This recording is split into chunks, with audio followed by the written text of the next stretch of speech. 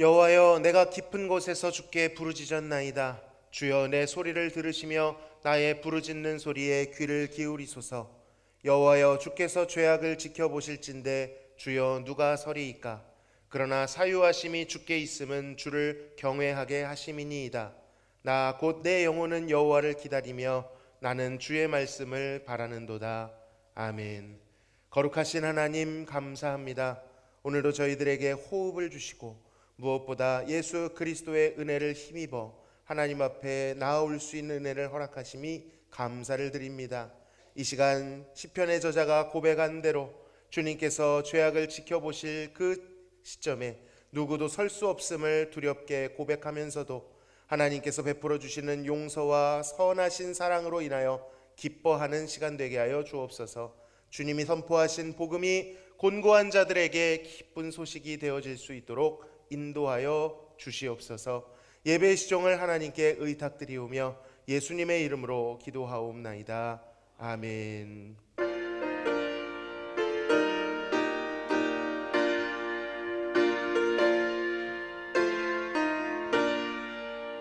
굳세 주를 아는 이들 찬송하고 찬송하세.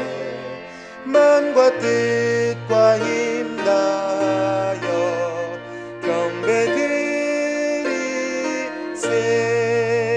주를 알지 못한 이들 주가 친히 인도하사 그의 피로 구속하니 찬송 부르세.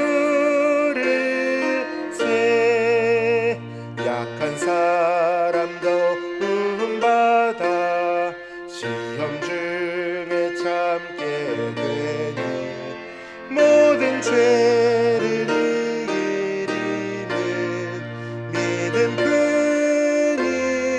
뿐이라. 진리 되신 우리 주는 영원토록 변함없네. 성도들아, 주를 믿어 그리 섬기세.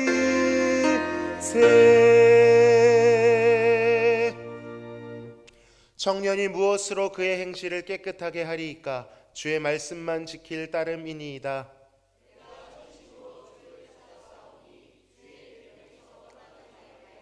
내가 주께 범죄하지 아니하려 하여 주의 말씀을 내 마음에 두었나이다.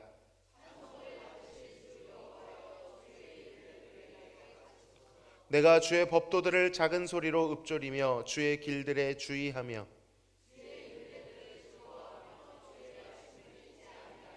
주의 법이 나의 즐거움이 되지 아니하였다면 내가 내 고난 중에 멸망하였으리이다.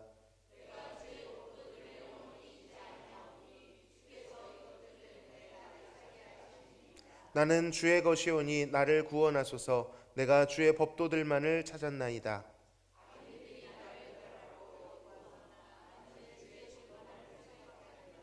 내가 보니 모든 완전한 것이 다 끝이 있어도 주의 계명들은 심히 넓으니이다.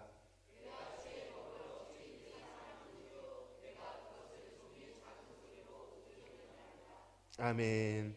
전능하사 천지를 만드신 하나님 아버지를 내가 믿사오며 그 외아들 우리 주 예수 그리스도를 믿사오니 이는 성령으로 잉태하사 동정녀 마리아에게 나시고 본디오 빌라도에게 고난을 받으사 십자가에 못 박혀 죽으시고 장사한 지 사흘 만에 죽은 자 가운데서 다시 살아나시며 하늘에 오르사 전능하신 하나님 우편에 앉아 계시다가 저리로서 산자와 죽은 자를 심판하러 오시리라. 성령을 믿사오며 거룩한 공회와 성도가 서로 교통하는 것과 죄를 사하여 주시는 것과 몸이 다시 사는 것과 영원히 사는 것을 믿사옵나이다. 아멘.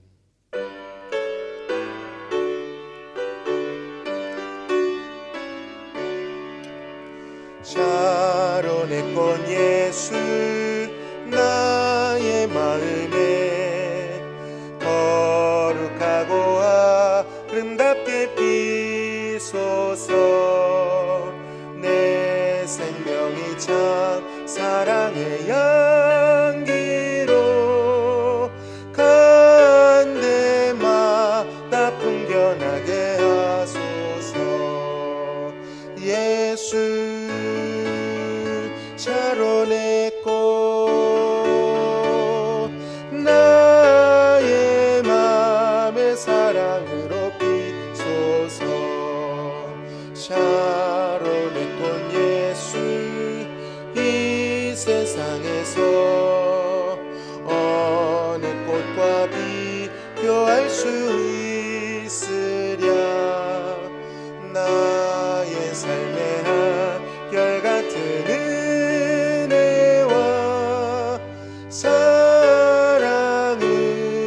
가득하게 하소서.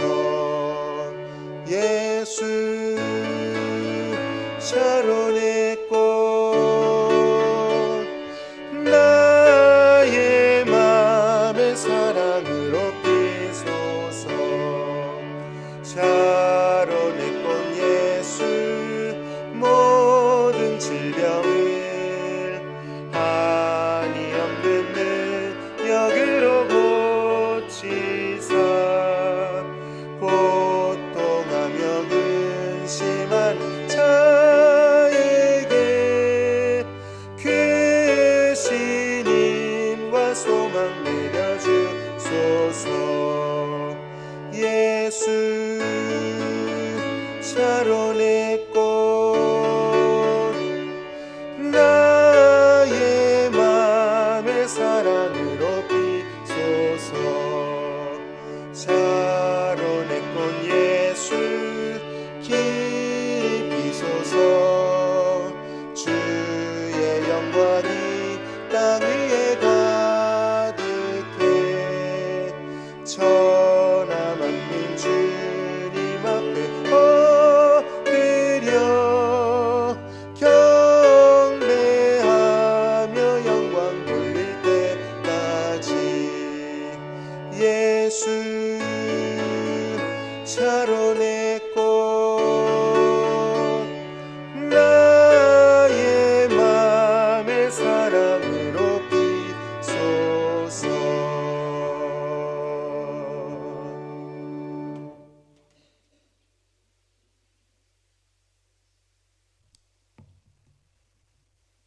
모든 영광과 높임 받으시기에 합당하신 우리의 아버지 되신 하나님, 귀한 주일 아침 주님의 몸된 교회로 저희를 인도하시고 기쁨과 감사의 예배를 주님께로 올려드릴 수 있도록 인도하신 은혜와 사랑에 감사드립니다. 이 시간 드려지는 예배가 오직 주님께만 드려지는 예배가 되게 하여 주시고 주님을 예배할 때 부어주신 주님의 은혜가 충만한 예배의 시간이 되게 하여 주시옵소서. 주여, 지난 한 주간 우리의 삶을 돌이켜 회개합니다. 저희 미련함과 연약함으로 인하여 육체와 언약과 또한 마음과 생각이 범죄하였습니다. 저희 죄 행함을 용서하여 주시옵소서. 성령 하나님께서 동행하시며 말씀하여 주시고 또 주님을 사랑하는 마음을 충만케 하여 주시어 제 유혹의 순간마다 깨닫게 하시고 기도로 지혜를 구하는 저희가 되게 하여 주시옵소서. 주여, 온 세계 도처에서 전쟁과 분쟁의 불씨가 피어오르는 중에 있습니다. 속히 전쟁의 참여가 멈추게 하여 주시오며 분쟁이 그치고 오직 주의 사랑과 뜻 안에서 하나 되는 놀라운 주님의 역사를 경험하게 하여 주시옵소서. 주께서 사랑하신 몸된 교회를 기도합니다. 주님의 사랑하는 주의 몸인 교회를 사랑하게 하여 주시고 성도가 곧 성전이라 말씀하셨사오니 이 말씀에 순종하여 성도 간의 사랑으로 대하여 서로 용납하고 감사주며 기도하는 대화 제단이 되게 하여 주옵소서. 질병으로 고통받고 있는 사랑하는 지체를 위해 간절히 기도하오니 그들만이 고통이 아니 우리의 고통으로 느끼며 함께 눈물로 기도하고 이루하는 공동체가 되게 하시며 주께서 속히 응답하여 주셔서 질병으로부터 치유함을 허락하여 주옵소서.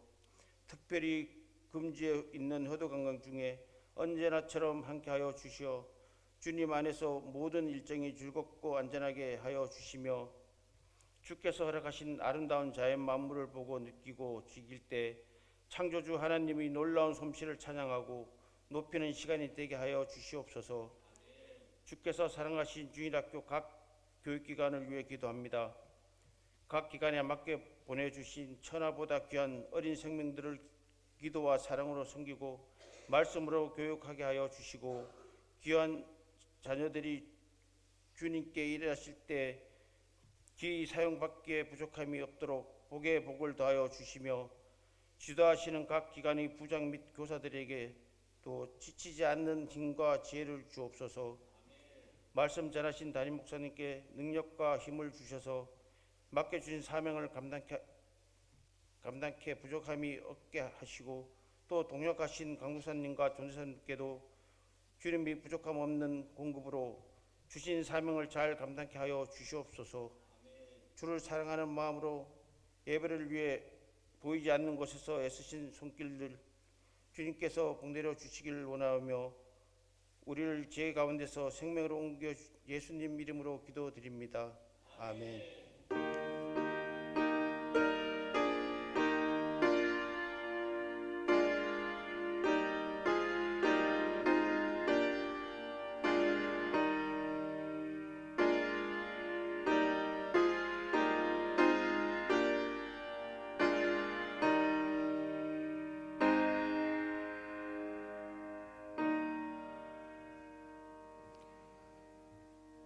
함께 나누실 하나님의 말씀은 시편 2편 1절에서 12절 말씀입니다.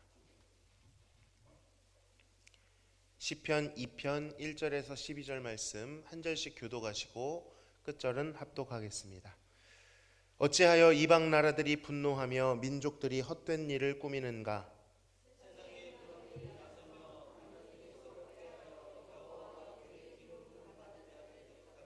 우리가 그들의 맨 것을 끊고 그의 결박을 벗어버리자 하는도다.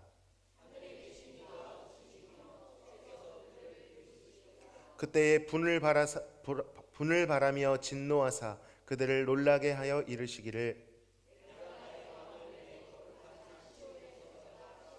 내가 여호와의 명령을 전하노라. 여호와께서 내게 이르시되 너는 내 아들이라. 오늘 내가 너를 낳았도다.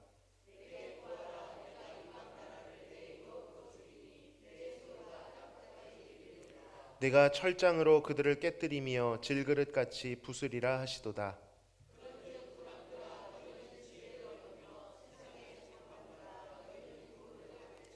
여호와를 경외함으로 섬기고 떨며 즐거워할지어다. 그의 아들에게 입맞추라. 그렇지 아니하면 진노하심으로 너희가 길에서 망하리니 그의 진노가 급하심이라. 여호와께 피하는 모든 사람은 다 복이 있도다. 아멘. 오랜만에 다시 창세기 흐름 속으로 들어가 보도록 하겠습니다. 우리 한번 떠올리며 흐름을 다시 한번 맥락을 잡아보겠습니다. 하나님께서 반역한 인간들이 자신의 명성을 위해 쌓은 탑을 흩으셨지요. 그 탑의 이름이 무엇이었습니까? 바벨탑이었습니다. 바벨. 인간들은 그 탑을 신들의 문이라고 불렀죠. 자신들의 힘으로 쌓아 올리면 신이라는 존재에 닿을 수 있고 그 신을 자신의 의도대로 움직일 수 있다. 그렇게 믿었던 것입니다. 그러나 하늘에 계신 창조주께서 그 탑을 보시기에는 직접 내려와서 보셔야 할 만큼 그것은 미미한 것이었고 신들의 문이라고 불렀던 그 바벨을 하나님은 발랄, 혼잡이라고 부르셨습니다. 그렇게 인간이 쌓아올린 명성에 대해 하나님께서 반격을 시작하셨죠. 그들을 혼잡하게 하시고 흩으셨습니다.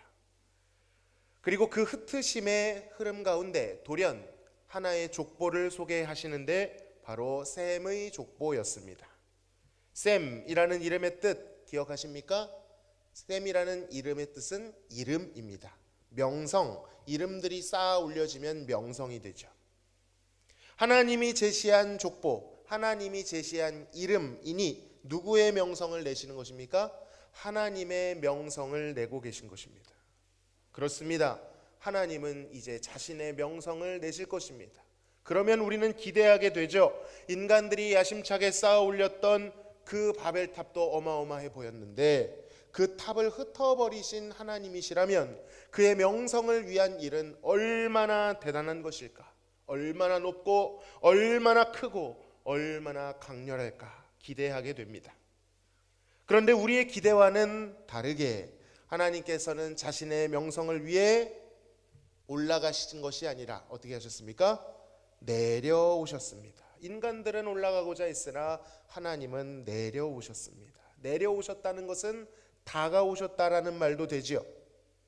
하나님께서 내려오시고 다가오셔서 한 가지 일을 시작하셨는데 그 일은 바로 후손을 보내시는 일이었습니다. 사실 이 후손은 오래전 예언되었던 후손, 바로 여인의 후손을 보내시는 일을 본격적으로 착수하십니다. 그래서 족보가 등장하는 것이지요. 창세기에 족보가 가득 찬 이유는 그 여인의 후손을 추적하기 위함인 것입니다. 그렇게 우리는 족보가 준비되었음을 보았고 족보가 흘러가게 되면서 본격적으로 여인의 후손을 찾아 나서게 될 것입니다. 갈 길이 바빠요, 안 바빠요? 바빠요, 안 바빠요? 바쁘잖아요. 그럼 속도를 어떻게 해야 됩니까? 더 속도를 내야죠. 빨리빨리 찾아 나서야 됩니다.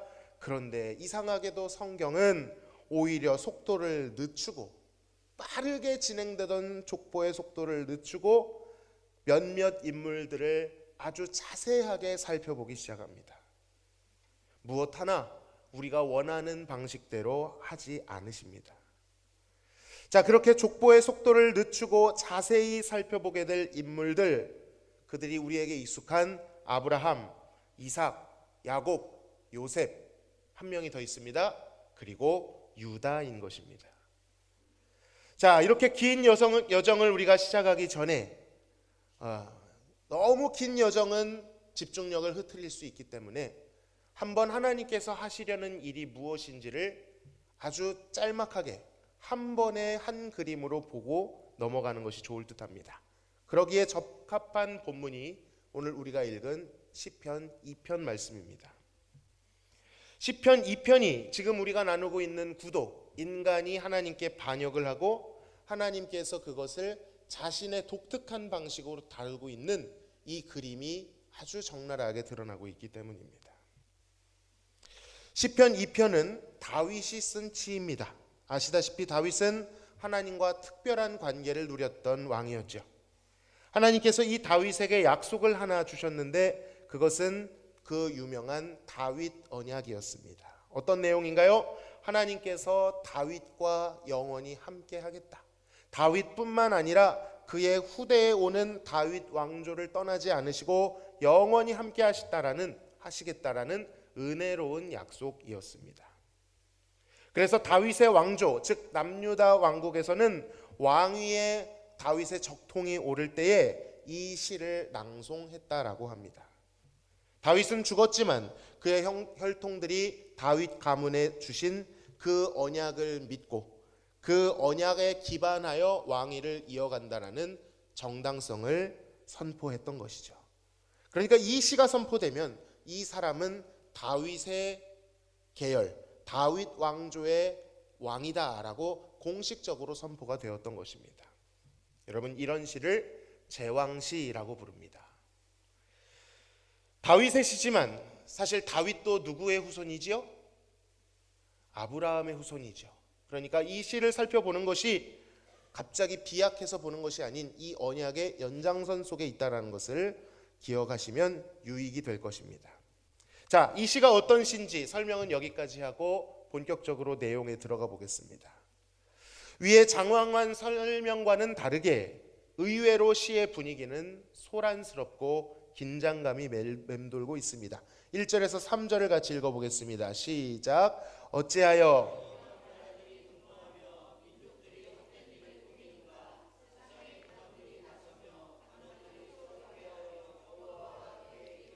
받은 자를 대적하며 우리가 그들의 맨 것을 끊고 그의 결박을 벗어버리자 하는도다.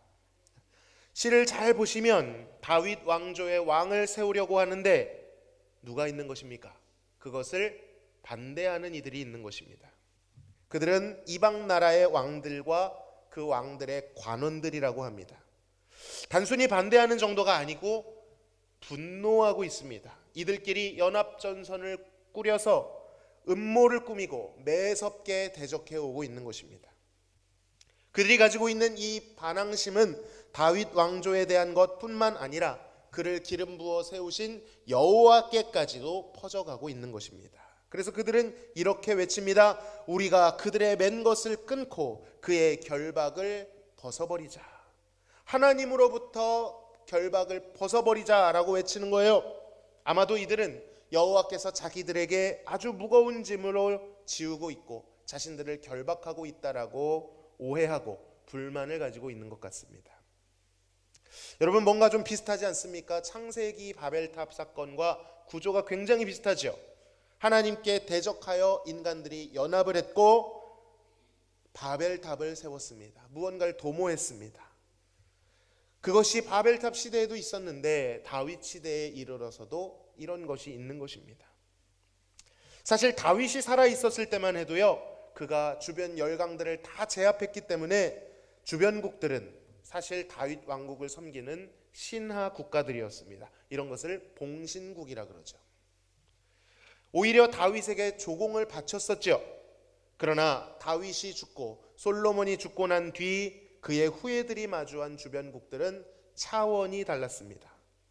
주변국들의 힘은 걷잡을 수 없이 커져만 갔고 그 사이에서 남유다 왕국의 국력은 쇠퇴해져 갔습니다. 아무리 다윗의 정통성을 가진 왕국이라고 해도 강대국 사이에서 고전을 면치 못했습니다. 강한 기세를 가지고 대적해오는 나라들을 보며 유다 백성들의 마음은, 왕의 마음은 때때로 두려웠던 것이죠. 이런 경우가 예전에도 있었죠. 다윗 때 있었습니다. 대적 골리앗이 아주 기고만장하게 포효하며 조롱했었지만 다윗은 창과 검은 없었을지라도 만군의 여호와의 이름을 의지해 나아가서 승리했었습니다. 그렇게 했어야 했는데, 그러나 그 이후에 대다수의 왕들은 오히려 그들을 두려워하고 떨고 있는 것입니다. 다윗과 같이 만군의 여호와의 이름만을 가지고 나아간 것이 아니라 이후의 후예들은 자신들이 가지고 있는 칼과 창이 어느 정도 되는지, 주변 나라들의 정세가 어떻게 되는지 그것부터 의지하기 시작했습니다. 다윗의 길을 따르지 않았던 것이죠. 그러나 사람들의 유약함과는 달리 여호와께서는 이 도전에 어떻게 응전하고 계십니까? 4절에서 이렇게 말씀하십니다. 같이 읽습니다. 하늘에 계신 이가 웃으시며 주께서 그들을 비웃으시리로다. 하나님이 어떻게 하고 계세요? 웃으십니다. 굉장한 반역이 일어나고 있는데 하늘에 계신 이가 그것을 보시며 웃고 계신 겁니다. 마치 바벨탑을 야심차게 쌓아 올렸어도 하나님 보시기에는 그것이 내려와서 봐야 할 만큼 미미했던 것처럼 군왕들의 연합이 사람들 보기에는 견고해 보였을지라도 하나님 앞에서는 웃음거리가 되었던 것입니다. 여러분, 이것은 단순한 경멸의 비웃음이 아닙니다. 이것은 오직 창조주 하나님만이 보이실 수 있는 여유입니다. 아마 다윗이 자신을 대적해오는 원수들 앞에서도, 그 골리앗 앞에서도 요동하지 않았던 이유가 바로 이 창조주의 여유로운 웃음을 바라보았기 때문은 아닐까 생각을 해봅니다. 뿐만 아니라 하나님께서는 5절에서 분을 발하시고 진노하십니다. 그들을 놀라게 하십니다. 놀라게 하셨다는 것은 외치고 호령하셨다, 이런 뜻입니다. 예상되는 반응들 아닙니까? 하나님께서 그들을 보고 웃으시고 그들에게 분을 발하신다면 그 다음 단계는 너무나도 쉽게 예상이 되죠. 어떻게 할까요? 이것을 어떻게 요리해 줄까? 우르르 쾅쾅 천둥과 번개를 쳐서 멸망시켜 줄까? 아니면 땅이 꺼지게 해서 쩍쩍 갈라져서, 아니면 역병을 일으켜서 그 반역자들을 싸그리 처단해 버릴까? 우리는 그러한 이미지들을 떠올릴 수밖에 없습니다. 그리고 그것이 통쾌해 보이기도 하죠. 그러나 본문에 나타난 모습은 우리의 상상과 전개가 전혀 다릅니다. 6절을 읽어보겠습니다. 시작. 내가 나의 왕을 내 거룩한 산 시온에 세웠다 하시리로다. 자, 자신을 대적하는 원수들 앞에서 하나님은 아무도 예상하지 못한 행보를 보이십니다. 모두가 예상했던 그 강력한 심판은 유보시키고 그 모든 시선을 그가 세우신 왕에게로 집중시키십니다. 원수들이 보는 앞에서 하나님은 갑자기 이 시편 2편의 장르대로 왕의 대관식을 진행하고 있는 것입니다. 7절에 보니까 하나님은 이 기름 부은 왕을 향하여 나의 아들이다 라고 칭하십니다. 내가 낳았다 라고 말씀하십니다. 뿐만 아니라 그 아들에게 모든 이방 나라와 땅 끝을 소유와 유업으로 주신다라고 말씀하시죠. 그에게 모든 권세를 위임하고 오직 그를 통하여 열방을 경영하고 통치하게 만드시는 것입니다. 자, 하나님께서는 이러한 방식으로 세상의 군왕과 관원들에게 최후 통첩을 내리신 것입니다. 10절에서 지혜를 얻고 교훈을 얻으라 라고 경고합니다. 이 말씀은요, 살 길을 찾으라 이런 뜻입니다. 그들이 살 길은 과연 무엇일까요? 11절에서 12절 읽어보겠습니다. 시작. 여호와를 경외함으로 떨며 즐거워할지어다. 그의 아들에게 입맞추라. 그렇지 아니하면 진노하심으로 너희가 길에서 망하리니 그의 진노가 급하심이라. 여호와께 피하는 모든 사람은 다 복이 있도다. 아멘.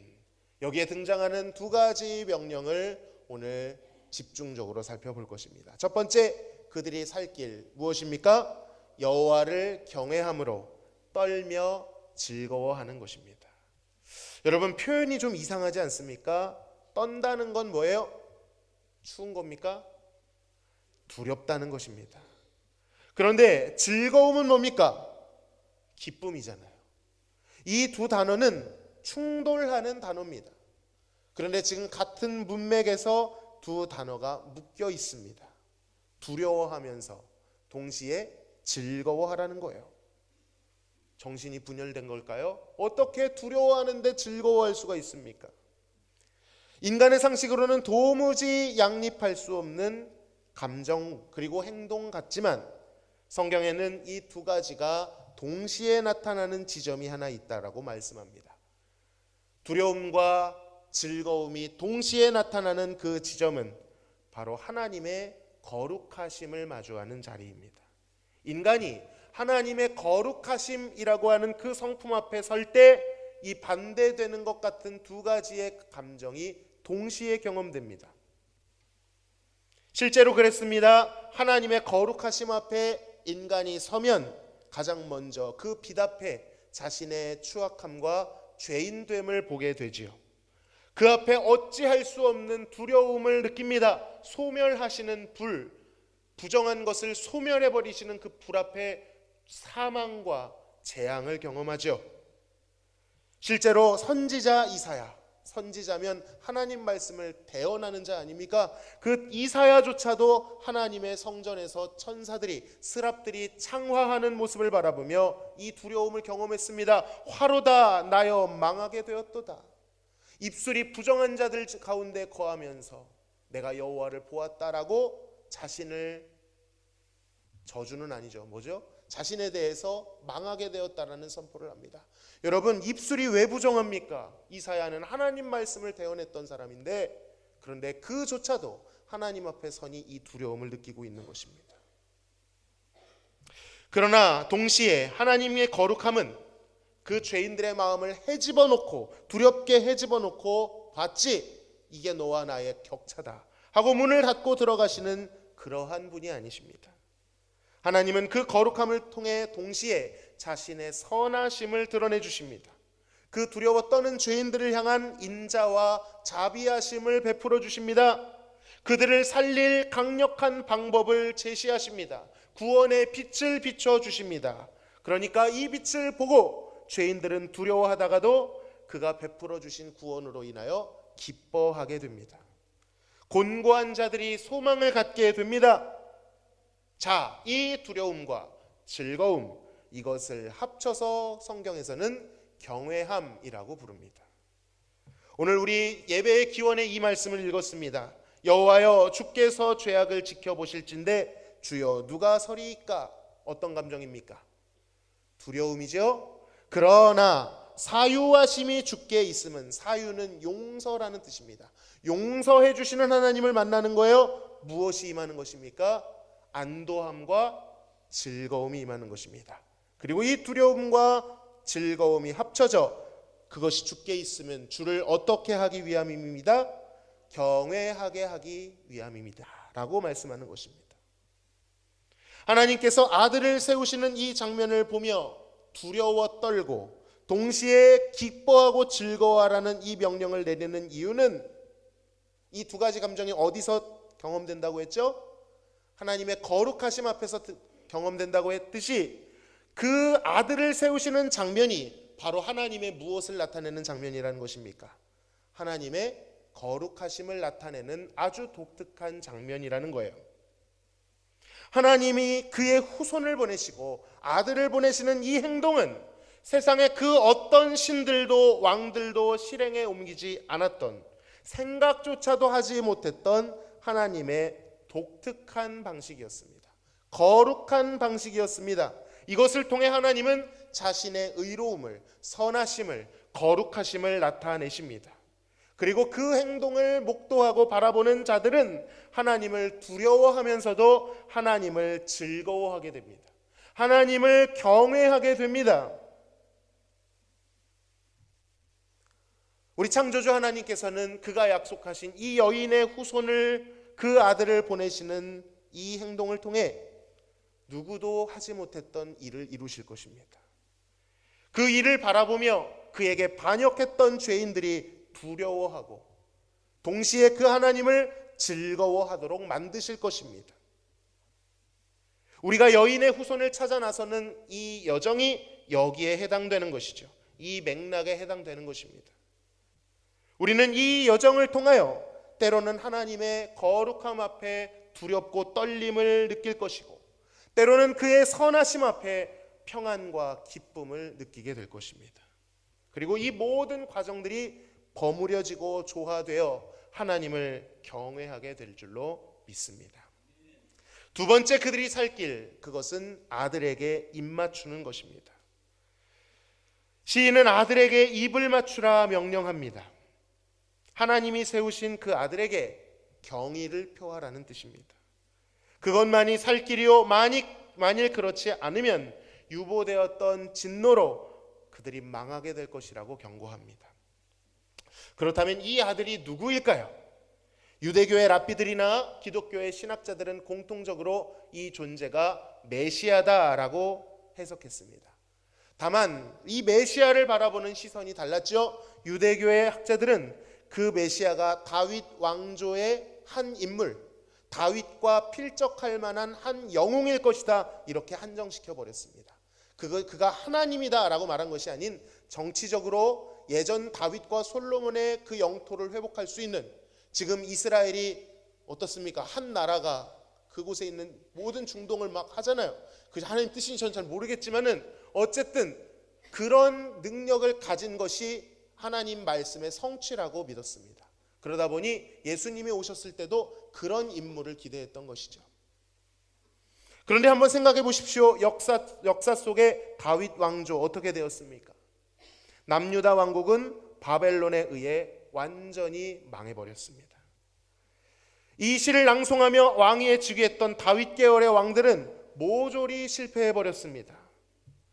그들은 겸손한 마음으로 진정한 왕이신 여호와를 대신해야 했고, 그 여호와를 대신하여 백성들을 하나님의 말씀에 잘 순종할 수 있도록 이끌어야 했는데, 오히려 이들이 우상을 숭배하기 시작했고 자신이 왕인 것처럼 군림하며 다른 신을 섬기며 백성들을 죄악의 길로 이끌었습니다.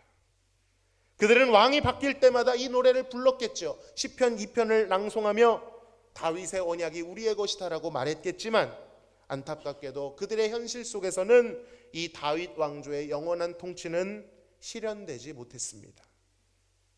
도리어 그들이 그토록 대적했던 이방 나라 군왕들에게 포박되어 잡혀갔고 칼에 의해 역사 속으로 사라지게 되었던 것입니다.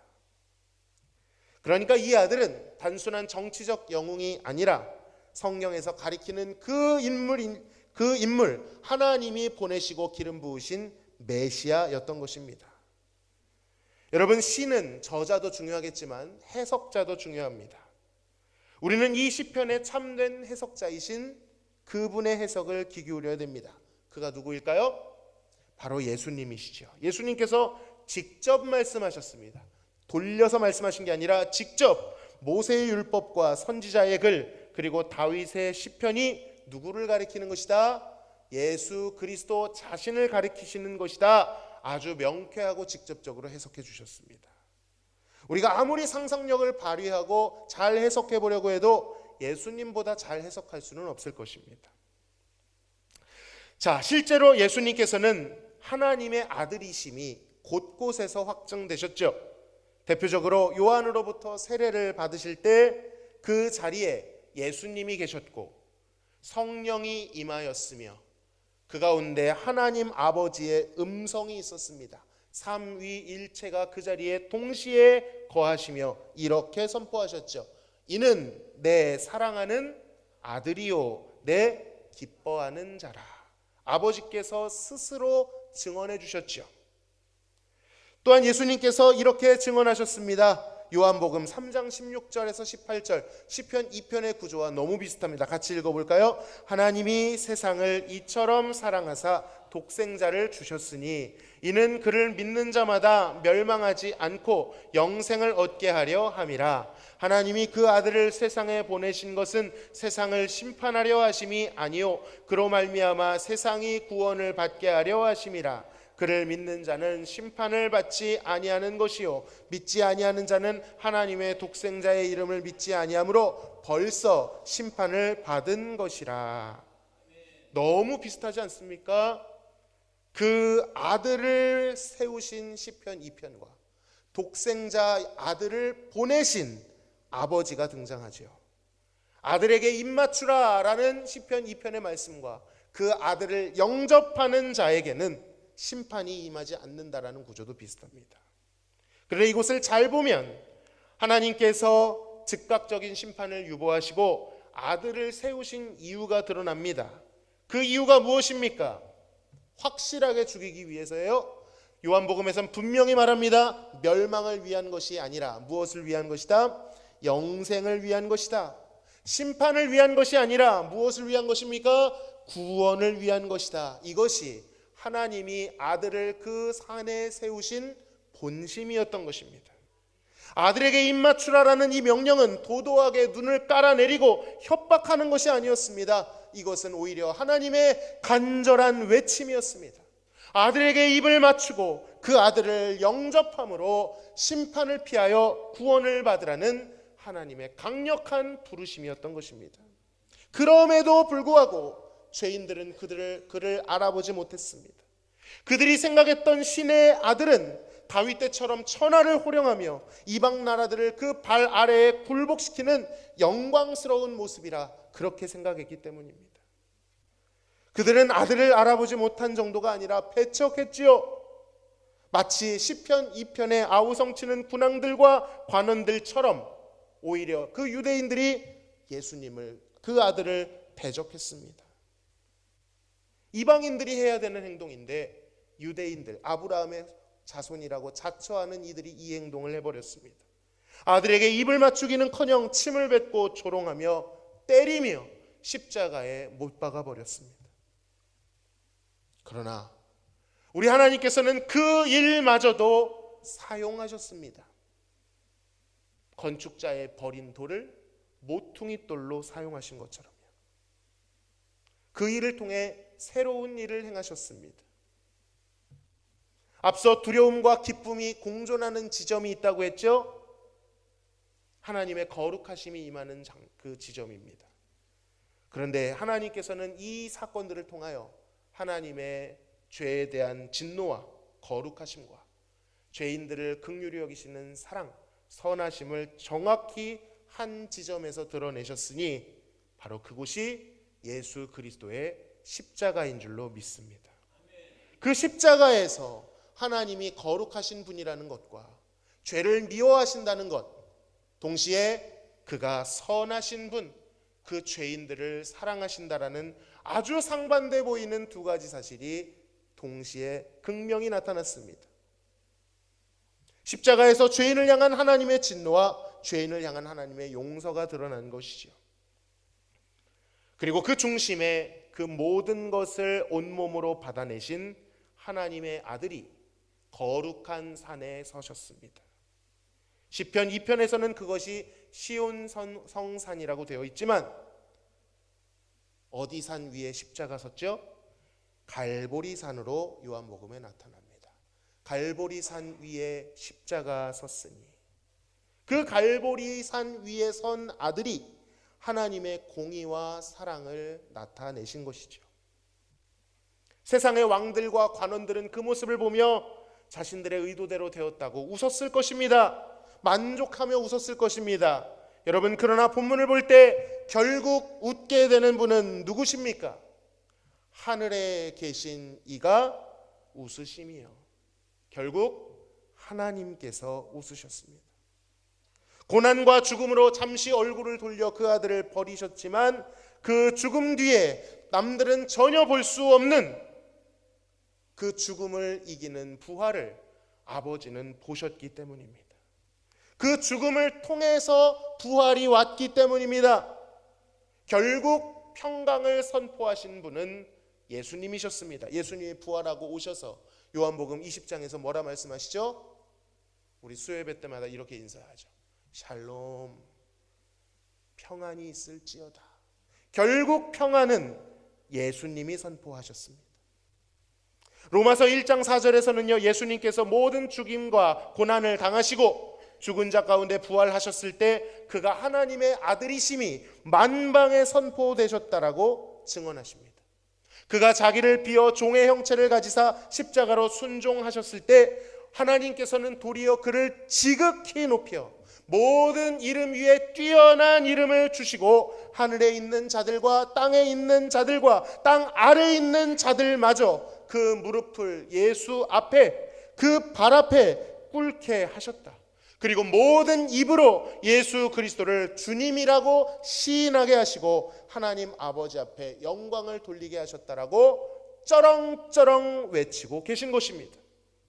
결국 죽임당하신 하나님의 어린 양, 그 하나님의 아들은 그 산 위에 보좌에 앉으시고 그 보좌를 둘러싼 생물들과 장로들과 만만과 천천의 천사들이 그 하나님의 아들을 향하여 이렇게 외칠 것입니다. 같이 외치겠습니다. 죽임을 당하신 어린 양은 능력과 부와 지혜와 힘과 존귀와 영광과 찬송을 받으시기에 합당하도다. 아멘. 아마도 천상에서는 이러고 박수를 칠 거예요. 아무도 안 치시네요. 그러므로 사랑하는 성도 여러분, 우리는 성경의 의도와 증언을 따라 이 여인의 후손 하나님의 아들을 찾아 떠나야 할 줄로 믿습니다. 우리가 떠나는 것이 아닙니다. 성경의 이정표대로 따라가는 것입니다. 그리고 우리는 마음을 열고 이 여정에 적극적으로 참여해야 될 줄로 믿습니다. 진정한 다윗의 자손으로 오신 분, 그 다윗조차도 주님이라고 부를 수밖에 없던 그 존재를 만나러 가야 돼요. 비록 말씀의 세계가 망망대해같이 넓어 보여서 어디서부터 찾아야 될지 모르지만 성경은 그 그리스도를 만나는 길을 차근차근 우리에게 안내해 줍니다. 그리고 알게 될 거예요. 사실은 우리가 찾아 나선 것이 아닌 주님이 찾아오셨다라는 사실을. 진심으로 기도하기는 이제 다음 주부터 본격적으로 살펴볼 이 여인의 후손을 찾아 나서는 여정에 마음을 열고 귀를 열고 참여해 주시기를 소망합니다. 이 여정을 통해 하나님을 경외하는 법을 배우시기를 소망합니다. 그 길을 예비해 주기 위해서 수많은 인생들이 자신의 삶을 들여 예수님의 그림자가 되어 주었습니다. 그런데 소망 있는 것은 무엇입니까? 그들의 인생이 성공과 업적들로 가득 차 있는 게 아니에요. 누가 봐도 그들의 인생은 작고 평범하고 지독하고 실패와 고난, 낙심으로 점철되어 있는 인생인데 그 인생을 통해 예수님의 모습을 보여주기 시작한다는 거예요. 왕의 아들로 오시는 그 길을 비단길로 예비한 것이 아니라 그 평민들이 자신의 옷을 깔아 주었듯이 지금부터 우리가 살펴보게 될 이 믿음의 선조들은 비천한 인생이지만 예수 그리스도를 드러내는 인생으로 사용되었다는 것입니다. 그러므로 우리는 이 믿음의 선조들의 삶을 추적해 가면서 때로는 두려워 떨고 때로는 기뻐 즐거워해야 합니다. 그 모든 것을 다해 하나님을 경외하고 하나님을 예배해야 될 줄로 믿습니다. 그 아들에게 나아가 그 아들에게 입맞추는 데까지 나아가시기를 바랍니다. 신앙의 목적과 신앙의 표대는 그 아들에게 입맞추는 것입니다. 그리스도를 만나고 영접하고 그와 관계를 맺고 그를 사랑하고 그와 결혼하는 것입니다. 성경은요, 처음 시작이 결혼으로 시작했다가 끝도 결혼으로 끝납니다. 여기 어제 결혼하신 분들 있잖아요. 아담과 하와의 결혼으로 시작했다. 그리스도와 교회의 결혼으로 끝납니다. 수미 쌍관으로 양쪽에 이렇게 커버가 되고 있다는 건 제일 중요하다는 뜻이에요. 예수님과 결혼하시기를 소망합니다. 그에게 피하는 자는 누구든지 복을 받게 될 것입니다. 그 아들을 사랑할 때 여러분의 작고 평범한 인생에 영원한 삶, 하나님의 구원이 시작될 줄로 믿습니다. 우리 같이 한번 찬양하며 하나님께 기도하는 시간 갖겠습니다.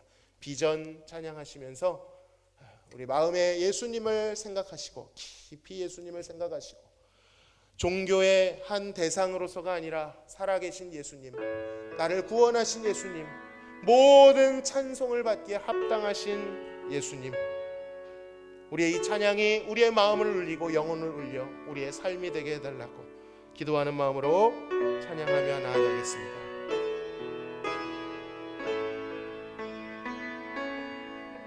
우리 보좌 앞에 모였네. 우리 보좌 앞에 모였네. 함께 주를 찬양하며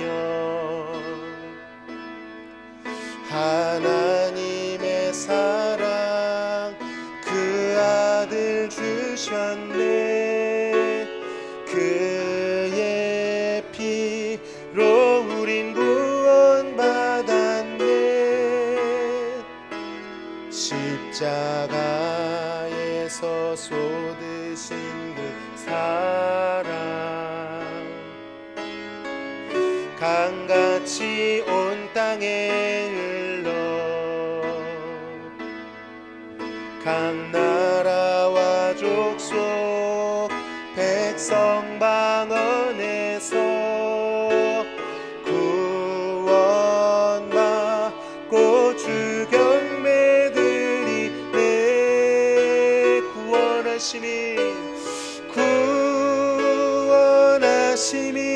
보좌에 앉으신 우리 하나님과 어린 양께 있도다. 구원하심이 보좌에 앉으신 우리 하나님과 어린 양께 있도. 우리의 가슴에 손을 얹고 구원하심이 보좌에 앉으신 구원하심이 보좌에 앉으신 우리 하나님과 어린 양께 있도다. 구원하심이 보좌에 앉으신 우리 하나님과 어린 양께 있도다. 우리 같이 한번 기도합시다. 마음속에 예수님을 떠올립시다. 우리의 신앙생활은 예수님을 만난 상태로 하는 신앙생활입니까? 예수님을 만나지 못한 채 종교의 대상으로서 대하는 신앙생활입니까? 예수가 전부입니다. 예수님은 중요한 분 정도가 아니라 우리 신앙의 근간이요 목표요 표대인 줄로 믿습니다. 예수님을 깊이 생각하시면서 주님, 이 성경에 말씀하시는 이정표를 따라갈 때 결국 만나게 되는 그분이 예수 그리스도이게 하여 주옵소서. 그래 성경의 오랜 역사 속에 그토록 많은 시간을 들여 공을 들여 말하고자 했던 그 예수님의 영광을 경험하고 예수님의 능력에 의해 나의 죄인된 삶을 청산하고 주님을 따라 나서는 제자 되게 하여 주옵소서. 이 시간 주님 앞에 간절히 예수님을 생각하며 기도하며 나아가시겠습니다. 주님, 예수님을 마음에 품습니다. 내 마음에 오시옵소서. 성경 말씀을 상고할 때, 들을 때, 읽을 때 살아계신 예수님이 우리에게 임재하여 주시옵소서. 죄와 사망에 갇혀있던 우리들, 여전히 지독한 삶 가운데 허덕이는 우리들에게 예수님, 이 아들을 보내신 하나님의 마음을 알게 하시고 시온 성산에 갈보리산 위에 세워진 십자가를 통하여 우리에게 오신 그 예수님께 나아가 그 안에서 두려워하며 그 안에서 기뻐하며 여호와를 경외하게 하여 주옵소서. 하나님이 예수님을 보내시는 이 과정을 통해 하나님을 경외할 수 있기를 원합니다. 하나님이 행하신 그 일들을 보고 놀랄 수 있기를 원합니다. 우리의 영혼의 떨림을 경험할 수 있기를 원합니다. 그리하여 그 하나님만을 예배하고 그 하나님만을 찬양하고 그 하나님만을 전파하는 삶 살기를 원합니다. 하나님, 더 나아가 예수님께로 달려가 숨고 예수님께로 달려가 피하기를 원합니다. 누구든지 그에게 피하는 자는 복이 있도다 하신 말씀을 믿고 우리의 도피성이 되신 예수님께 달려가 우리의 모든 슬픔을 아뢰며 아픔을 아뢰며 간구와 질고를 아뢰며 하나님 앞에 예수님 앞에 소망을 두기를 원합니다. 하나님, 그리고 예수님께 우리의 입을 맞추며 그 발 앞에 경의를 표하여 주님과 사귀고 주님과 결혼하여 영생을 경험하고 맛보기를 원합니다. 이미 시작된 그 영생을 맛보기를 원합니다. 주여, 아브라함처럼 이삭처럼 야곱처럼 하나님 요셉과 유다처럼 우리의 작고 평범하고 하나님 고난이 가득한 삶일지라도 예수님의 영광을 드러내는 삶으로 사용하여 주시옵소서. 감사하며 예수님의 이름으로 기도하옵나이다. 아멘.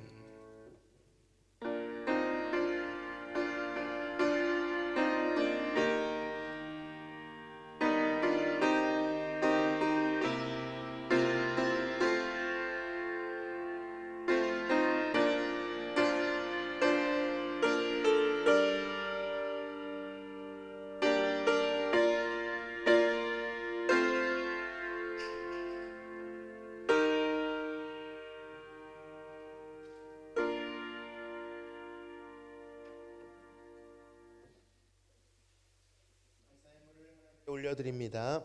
남은봉 전도사님, 구교원 성도님 가정에서 평안케 하심을 감사합니다. 임진국 장로님, 송용미 권사님, 가정과 좋은 장호 사업장에 함께 하심에 감사합니다. 조병식 장로님, 박연희 권사님, 이정혜 권사님, 가족들의 건강을 지켜주심을 감사드립니다. 김덕준 집사님, 정순자 권사님, 온 가족의 건강함과 믿음의 가정 되게 하옵소서. 원영순 권사님, 이영희 권사님, 범사에 감사합니다. 김종임 집사님, 우리 가정의 주인 되시는 주님 늘 감사함으로 섬기며 영광 돌리는 가정 되게 하소서. 이기선 집사님, 배원자 집사님, 정봉호 집사님, 주님 크신 은혜와 사랑 주심 감사드립니다. 조영자 집사님, 주님께서 책임져 주신 자녀 되게 하여 주시옵소서. 홍현우 성도님, 건강함으로 하나님께 영광 돌리는 딸들 되게 하옵소서. 좋은 집사님, 조영은 성도님, 조성주 성도님, 김보균 성도님, 늘 동행하시는 주님 감사합니다. 주의 능력의 손으로 건강 지켜주시고 앞길에 늘 동행하소서. 이명석 성도님, 이우석 성도님, 항상 감사합니다. 조재목 성도님, 기도해 주시고 마음으로 함께해 주신 성도님, 무엇보다 하나님께 감사드립니다. 한준만 성도님, 천다은 성도님, 부부의 이름으로 드리셨습니다. 유가연 성도님, 가정에 부어주시는 은혜와 사랑에 감사드립니다. 무명으로 하나님께 감사헌금 드리셨습니다. 11조 예물을 하나님께 드립니다. 임진국 장로님, 송영미 권사님, 이형희 권사님, 최윤정 집사님, 정민호 성도님, 선교헌금, 구제헌금, 주정헌금을 하나님께 드립니다. 하나님 감사합니다. 오늘도 저희들의 삶의 터전에 함께하여 주시고 때마다 시마다 공급하시며 무엇보다 구원을 향해 우리의 삶을 인도하시니 감사합니다. 이 시간 삶에서 느낀 것, 감사한 것 구별하여 하나님께 신앙 고백과 감사의 고백으로 드렸사오니 연락하여 주시옵시고, 우리의 삶에 마주한 기도의 제목, 마음의 소원들도 기억하셔서 가장 좋은 것으로 신실하게 채워 주시옵소서. 특별히 새롭게 한 몸을 이루어 한 가정으로 한 이름으로 드린 사랑하는 가정이 있습니다. 복을 내려 주옵시고, 이들이 앞으로 만들어갈 그 가정 위에 하나님의 뜻이, 하나님의 나라가, 교회를 향한 하나님의 사랑이 가득 넘칠 수 있도록 인도하여 주시옵소서. 감사하며 예수님의 이름으로 기도합니다. 아멘. 우리 다 함께 인사 나누시겠습니다. 아들에게 입맛 주십시오. 네. 광고 말씀 드리겠습니다. 효도 관광이 있습니다. 내일 모레 4월 14일입니다. 몇 시 출발입니까? 8시 출발입니다. 그럼 몇 시까지 오셔야 될까요? 59분? 아니죠. 좀 미리 오셔서 명찰도 받으시고 차량 탑승하실 수 있도록 도와드릴 테니까 8시 전에 한 20분 전까지 오시면, 그렇다고 너무 일찍 오시는 분들이 계신데 그럼 체력이 너무 힘드시니까 조금 전에 오시면 되겠습니다. 장소는 경남 창녕과 하동이고요. 65세 이상 명단은 확정이 되었는데 신분증을 지참해 주셔야 됩니다. 왜냐하면 하동에서 케이블카를 탈 때 신분증을 제시하면 할인이 들어가기 때문에 할인 받고 싶으신 분들은 신분증을 가져오시면 되겠습니다. 물론 안 가져오셔도 저희가 내는 거니까 상관은 없지만 꼭 지참해 주시기를 바라겠습니다. 자, 내일입니다. 13일 월요일 오전 11시에 우리 김하은 강도사님이 목사 안수를 받으십니다. 인천 한뜻교회 교회 오전 7시 30분에 출발하겠습니다. 이것은 가시고 싶은 분들 모두가 가면 좋겠지만 운전자가 한정되어 있고 차량이 한정되어 있기 때문에 지금 인원이 다 모집이 되었습니다. 가시는 분들은 참고하셔서 7시 30분에 출발할 수 있도록 하시면 되겠습니다. 동대전 제1노회 정기회가 내일 13일 월요일 오전 10시부터 신탄진 중앙교회당에서 개최됩니다. 은혜로운 노회를 위해 기도해 주시고요. 다음 주 3부 예배는 삼여선교회 헌신 예배로 드립니다. 주간에 외부 트램폴린 방방시설을 완전하게 개보수하였습니다. 사진을 좀 보여주시면 아예 다 뜯어서요, 위에 비가 누수되는 것도 다 막았고요. 혹시 밑에 그럴 리는 없지만, 절대 그럴 리는 없답니다만 혹시 이것이 찢어지면 아이들이 다칠 수 있지 않을까 해서 밑에 다 스티로폼으로 깔아서 안전한 시설. 생각보다 주중에 많은 아이들이 와서 방방을 이용합니다. 제 생각은 그렇습니다. 때때로 이것을 하면서 돈을 받는 것도 아니고 오는 아이들이 다 교회 나오는 건 아니지만 교회로서 할 수 있는 역할이, 아이들이 교회 안 와서 문제지 교회를 찾고 있다면 이곳이 그들에게 따뜻하고 좋은 피난처가 될 수 있도록 해준다면, 당장 이들이 예수님을 믿을 수도 있지만 나중에 성인이 되어서도 척박한 인생을 살다 보면 한 번쯤 떠올릴 수 있지 않겠습니까? 그때 교회가 참 따뜻했는데, 그때 친구들이랑 교회에서 놀았던 그 기억이 좋았는데 힘든데 교회나 한번 가볼까? 하나님이 그렇게도 역사하실 수 있다고 믿기 때문에 여러모로 이 아이들이 모두 우리 교회 나오면 좋겠지만 또 다른 교회를 다니는 친구들도 있어요. 이 아이들의 미래의 성인이 되어서의 삶까지도 우리가 품을 수 있도록 그런 기도하는 마음으로 우리가 이런 것들을 하고 있으니 아이들 보시면 밝게 인사해 주시고 아이들을 위해 속으로라도 기도해 주시면 좋겠습니다. 기간별 청원기도 예고되어 있고요. 수요 예배 특송 예고되어 있습니다. 모임 광고 드립니다. 다음 주 2부 예배 후 각 선교회장단 모임입니다. 이번 주가 아니고 다음 주입니다. 금주 토요일 18일 마하나임 찬양 집회가 있습니다. 오후 6시 본당에서 모입니다. 매주 목요일 오전 10시 30분에 노방전도가 있습니다. 그리고 아까도 말씀드렸지만 어제 결혼식을 올린 우리 한준만 성도 그리고 천다은 성도님이 정식으로는 다음 주에 특송을 하시면서 인사를 드릴 건데 일부 예배에서는 이렇게 인사를 잠깐 드리겠습니다. 일어나셔서 인사하시겠습니다. 네, 혼자 온 게 아니라 여기 있죠? 네. 이렇게 소개를 하는 이유는 다음 주에 저희 교회 등록해서 저희 교회 성도가 되기 때문입니다. 네, 잘 맞이해 주시면 감사하겠습니다. 네, 이상 교회 소식 전해드렸습니다.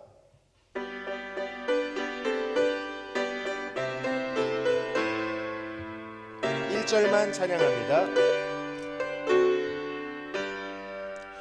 내가 늘 의지하는 예수 나의 상처 입은 심령을 불쌍하게 여기사 위로하여 주시니 나쁘신 나의 좋은 친구 내가 의지하는 예수 나의 사모하는 친구 나의 기도 들으사 응답하여 주시니 미쁘신 나의 좋은 친구.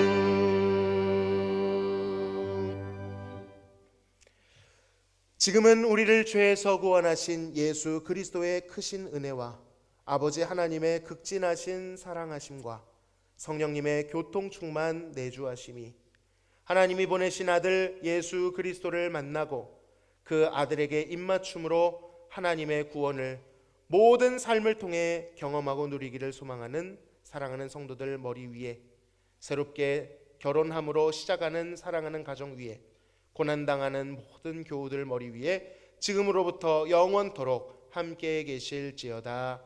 아멘.